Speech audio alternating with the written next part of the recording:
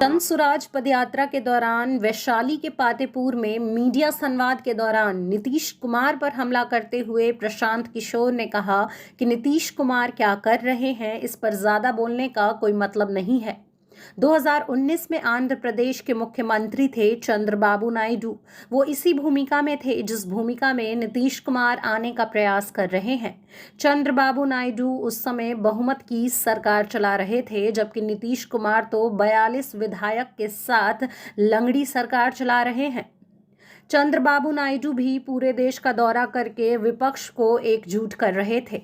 इसका नतीजा ये हुआ कि आंध्र प्रदेश में उनके सांसद घटकर 3 हो गए। सिर्फ 23 विधायक जीते और वे सत्ता से ही बाहर हो गए। नीतीश कुमार को बिहार की चिंता करनी चाहिए। नीतीश कुमार का खुद का ठिकाना नहीं है। राजद का 0 MP है, वो देश का प्रधानमंत्री तय कर रहा है। जिस पार्टी का खुद का ठिकाना नहीं है, वो देश की दूसरी पार्टियों को इकट्ठा कर रहा है। नीतीश कुमार पश्चिम बंगाल दौरे पर गए तो नीतीश कुमार से ये पूछना चाहिए कि क्या ममता बनर्जी कांग्रेस के साथ काम करने को तैयार हैं? क्या नीतीश कुमार और लालू TMC को बिहार में एक भी सीट देंगे? क्या नीतीश कुमार हमसे ज्यादा ममता बनर्जी को जानते हैं? पश्चिम बंगाल में नीतीश कुमार को पूछता कौन है? नीतीश कुमार का भी वही हाल होगा जो चंद्रबाबू नायडू का हुआ था। नीतीश कुमार जो है, हम ज्यादा उस पर टिप्पणी नहीं करेंगे वो क्या कर रहे हैं। तो एक उदाहरण आपको याद दिला देते हैं। 2019 में एक आंध्र प्रदेश के मुख्यमंत्री थे चंद्रबाबू नायडू। वो इसी भूमिका में थे जिस भूमिका में नीतीश कुमार आने का प्रयास कर रहे हैं। नीतीश कुमार की तो 42 को MLA है, लंगड़ी सरकार है। वो तो उस राज्य में बहुमत की सरकार चला रहे थे और यही भूमिका उन्होंने भी शुरू किया था। बंगाल, पूरा देश का दौरा कर रहे थे कि अब हम खड़ा करेंगे। नतीजा क्या हुआ? आंध्र प्रदेश में उनका MP घट के हो गया 3, 23 विधायक जीते, सत्ता से बाहर हो गए। तो नीतीश कुमार को बिहार की चिंता करनी चाहिए। अपना ठिकाना है नहीं। मैंने आपको वही कहा, जिस पार्टी का 0 MP है वो देश का प्रधानमंत्री तय कर रहा है।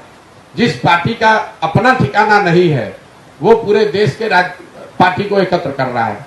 नीतीश कुमार जी कल परसों गए थे कलकत्ता में ममता बनर्जी के साथ। आप लोग बड़ा खबर रिपोर्ट कर रहे हैं, तो आप लोगों को पूछना ये चाहिए था कि क्या समझौता हो गया। क्या ममता बनर्जी कांग्रेस को सीट कंसीड करने के लिए तैयार हो गई कि ममता बनर्जी लालू नीतीश के पार्टी को बंगाल में चुनाव लड़ाएंगी, या लालू नीतीश ये कहने को तैयार है कि भाई TMC बिहार में आकर एक सीट भी देंगे। वो हमसे ज्यादा जानते हैं ममता बनर्जी को। नीतीश कुमार को कौन पूछता है वहां?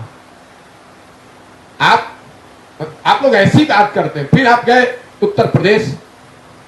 उत्तर प्रदेश में अखिलेश जी 2014 में 5 MP जीती थी सपा। 2019 में भी उनके 5 MP जीते हैं। और आप बात ऐसे कर रहे हैं जैसे लग रहा है कि 500 MP आप ही के पास है। तो 2 0 को जोड़िएगा तो उससे क्या होगा? अब हम ये बोलेंगे तो लोग कहेंगे कि ये भाजपा का B टीम है। मेरे भाई, भाजपा के B टीम आप हैं। आप अपनी दुकान चला रहे हैं। ये बिहार में मुसलमानों को मैसेज देने के लिए कि हम प्रयास कर रहे हैं। उनको भी मालूम है कि उस प्रयास से कुछ होना हुआ नहीं है। ये खाली डफली बजाने वाले लोग हैं। ये बैठ के जाकर वहां चाय पीना, प्रेस कॉन्फ्रेंस कर देना, अगर इससे विपक्ष मजबूत हो जाता तो आज से 20 वर्ष पहले विपक्ष मजबूत हो गया होता। ये लोग अपने घर से निकल के 5 किलोमीटर चल नहीं सकते हैं, कोई दौरा नहीं कर सकते हैं, कोई काम नहीं कर सकते। क्या राजनीति करेंगे? तो सत्ता की राजनीति करते हैं नीतीश कुमार। तो आप 17 साल से काहे वेट कर रहे थे? अगर गलत नहीं है ये लोग तो फिर काहे परीक्षा ले लो भाई? फिर क्यों नया नियमावली लाए? ये तो देखिए, चुनाव से पहले RJD ने घोषणा कर दी कि हम शिक्षकों का सब चीज मान लेंगे। बिहार में ये RJD नहीं, 2015 में यही काम भाजपा ने किया था। जो विपक्ष में रहता है वो शिक्षकों को एक झूठा आश्वासन दे देता है कि हम शिक्षकों को नहीं, पूरे समाज को हम आएंगे, 10 लाख नौकरी दे देंगे, हम आएंगे, जितने संविदा कर्मी हैं उनको ठीक कर देंगे, हम आएंगे, शिक्षकों की व्यवस्था ठीक कर देंगे। जो कह रहा है, लोग उनसे ये नहीं पूछ रहे कि साहब आप ही के बाबूजी, आप ही के माताजी तो 15 साल थे, उस समय आपने 10 लाख नौकरी क्यों नहीं दे दी? वो आप पूछिएगा नहीं। तो स्वाभाविक तौर पर जब आप अंधभक्त होकर वोट दीजिएगा तो आप ठगे ही जाइएगा। अगर आप अंधभक्त होकर प्रशांत किशोर से भी जुड़िएगा, बहुत लोग हमको कहता है कि आप तेजस्वी के 10 लाख नौकरी की बात कर रहे हैं, मोदी की बात नहीं कर रहे। हम तो दोनों की बात कर रहे हैं, हम अपनी भी बात कर रहे हैं कि अगर मैं भी आपको कह रहा हूं कि आकर यहां नौकरी दे दूंगा, तो जब तक मैं उसका कोई कार्यक्रम ना दूं कि नौकरी कैसे दूंगा, तो मैं भी आपको ठगूंगा।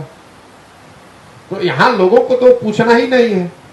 कोई आया कहा मैं 10 लाख नौकरी दे दूंगा, भाई तेजस्वी यादव ने कहा था पहले कैबिनेट में दे दूंगा। अब आप बंगाल, उत्तर प्रदेश कहां कहां घूम रहे हैं, घूमिए, कैबिनेट हो रही कि नहीं हो रही पहले ये बताइए। अगस्त से आप कैबिनेट में बैठे हुए हैं, रोज आप ट्वीट कर रहे हैं, पत्रकारों से बात कर रहे हैं, तो ये बताइए कि पहले कैबिनेट के बजाय 100 कैबिनेट हो गया, नौकरी क्यों नहीं मिल रही है? नहीं मिल रही तो कम से कम मांगो माफी कि भाई हमने झूठा तुमको बोला था, आश्वासन दिया था वोट लेने के लिए।